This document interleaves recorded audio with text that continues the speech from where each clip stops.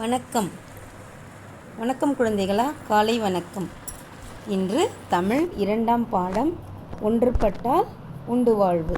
ஒன்றுபட்டால் உண்டு வாழ்வுன்னா என்னது? Union is strength. ஓகேவா? ஓகே. இப்போ ஒரு காட்டில் மரங்களுக்கும் விலங்குகளுக்கும் சண்டை நடக்குதான். சண்டைனா சண்டை கிடையாது, ஆர்கியூமெண்ட் நடக்குதான். நீ பெரியவனா நான் பெரியவனா என்று 2 பேருக்குமே ஒரு விவாதம் ஏற்படுது. என்னென்ன யார் யாருக்கும்? விலங்குகளுக்கும் மரங்களுக்கும். அப்போ ஃபஸ்ட்டு மரம் சொல்லிச்சா, நாங்கள் தான் அதிகமாக பயன்படுறோம் உங்களுக்கு, அதால் நாங்கள் தான் பெரியவங்க, அதாவது நாங்கள் தான் உயர்ந்தவங்கன்னு சொல்கிறாங்க. நெக்ஸ்ட் விலங்கு என்ன சொல்லுது? எங்களால் தான் நீங்கள் பாதுகாப்பாக வளர்றீங்க, ஆகவே நாங்கள் தான் உயர்ந்தவங்க அப்படின்னு விலங்கு சொல்லுதான். சரி, இப்போ என்ன சொல்லிச்சா மரம்? என்ன சொல்லுதான்? யார் உயர்ந்தவங்க என்று நம்ம ஒரு போட்டி வச்சு பார்க்கலாமா அப்படின்ட்டு ஒரு மரம் சொல்லிச்சான். அப்போ விலங்கு காட்டு ராஜா என்ன சொல்கிறாரு? ஓ, நாங்கள் தயார் போட்டிக்கு, என்ன போட்டி சொல்லு அப்படின்னு சொல்லுங்க சொல்லியிருக்காங்க. அப்போ அந்த மரம் என்ன சொல்லிச்சான்?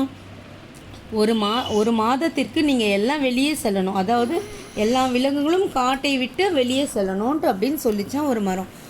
அப்போ சிங்கராஜா அதாவது சொல்கிறாரு, சரி இப்போட்டிக்கு நாங்கள் ஒத்துக்கொள்கிறோம் அப்படின்ட்டு சிங்கராஜா சொன்னாராம்.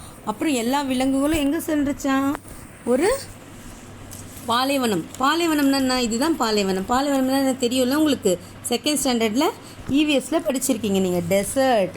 எஸ், ஓகேவா? இப்போ எல்லா விலங்குகளும் பாலைவனம் நோக்கி சென்றுச்சான். நெக்ஸ்ட்டு ஒரு மான் என்ன சொல்லிச்சான்?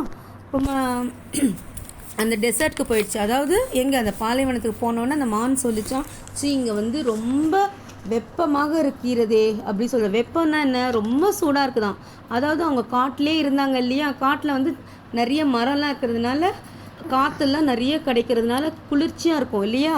Trees give shades. அங்கே வெப்பம் இருக்குது, அங்கே நிழல் கொடுத்துட்டு இருந்தது இல்லையா, இங்கே நிழலே இல்லை, ரொம்ப சூடாக இருக்குதே, ஒரே வெப்பமாக இருக்குதேன்னு ஒரு மான் சொல்லிச்சு அழுதுட்டே. அடுத்தது ஒரு முயல் என்ன சொல்லிச்சு? எனக்கும் ஒன்றுமே இங்கே கிடைக்க மாட்டேங்குது, எனக்கு இங்கே கிழங்கு காய்கறி எதுவுமே கிடைக்க மாட்டேங்குதுன்னு அது சொல்லிச்சான் முயல். அப்புறம் திடீரென்று ஒரு நாள் அந்த பாலைவனத்தில் ஒரு வேட்டைக்காரன் பார்த்துட்டான். என்ன இங்கே அங்கே பாலைவனத்தில் என்ன விலங்குகள் எல்லாம் இருக்குதே, சரி நமக்கு என்ன வந்தது, நம்ம வேட்டையாடிட வேண்டியதுதான் அப்படின்ட்டு வேட்டைக்காரர்கள் எல்லா விலங்குகளையும் சுட ஆரம்பிச்சிட்டாங்க. சுட்டு சில விலங்குகள்லாம் பிடிச்சிட்டாங்க. மீதி உள்ள விலங்குகள் என்ன பண்ணுச்சான்? ஒரு மீட்டிங் போட்டு, நம்ம செஞ்சது ரொம்ப தப்புப்பா, நம்ம இந்த காட்டை விட்டே வந்திருக்க வேண்டாம், நம்ம காட்டை விட்டு வந்ததுனால நம்ம தவறு செஞ்சிட்டோம், நம்ம திரும்பவும் காற்றுக்கே செல்லலான்னு முடிவெடுத்துருச்சான். அப்புறம் அந்த விலங்குகள் இங்கே என்ன நடந்துச்சு? ஏதாவது காட்டுக்குள்ள விலங்குகள்லாம் இல்லை இல்லையா, அதனால மனிதர்கள் என்ன பண்ணாங்க? காட்டுக்குள்ளே புகுந்து இருக்கிற மரங்கள் எல்லாம் வெட்டி சென்றுட்டாங்க. அப்புறம் மற்ற மரங்கள்லாம் எடுத்து சென்றாங்க. அப்புறம் திரும்பி வந்த அந்த விலங்குகள்லாம், என்னடா இது எல்லாமே வெட்டப்பட்டு இருக்குதே, வெட்டப்பட்டு இந்த மரத்தை பார்த்து திரும்பி வந்த அந்த விலங்குகளுக்கு ஒரே அதிர்ச்சி. இன்னும் இங்கே மரங்கள்லாம் வெட்டியிருக்காங்களே, எப்படி அப்படின்ட்டு ஒரே ஆச்சரியத்துடன் பார்த்தாங்களாம். அப்புறம் காட்டு ராஜா மரங்களே, உங்களுக்கு என்ன ஆயிற்று அப்படின்னு கேட்டது. நீங்கள் இல்லாத நேரத்தில் இங்கே மனிதர்கள் எங்களை வெட்டி சென்று எடுத்து போயிட்டாங்க அப்படின்னு சொன்னோம்.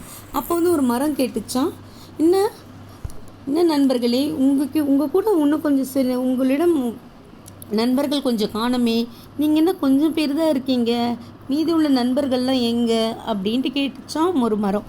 அதுக்கு காட்டு ராஜா சொன்னாராம், நாங்கள் பாலைவனத்தில் இருந்தபோது அங்குள்ள வேட்டைக்காரர்கள் எங்களை வேட்டையாடி சென்று எடுத்து சென்று விட்டார் அப்படின்னு சொல்லிச்சோம்.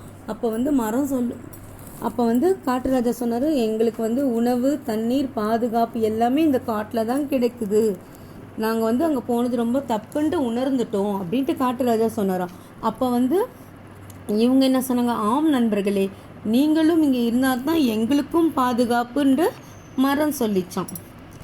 இதில் நம்ம யாரும் உயர்ந்தவர்களும் இல்லை தாழ்ந்தவர்களும் இல்லை, நம்ம அனைவரும் சமமானவர்கள், எல்லோரும் நம்ம ஒத்துமையாக வாழ்வோம் அப்படின்ட்டு 2 பேருமே பேசிக்கிட்டாங்க.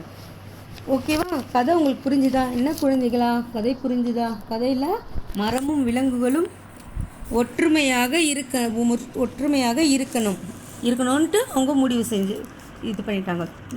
இதே போல் மனிதர்களான நாம் எப்பொழுதுமே ஒற்றுமையாகவே இருக்க வேண்டும். நன்றி.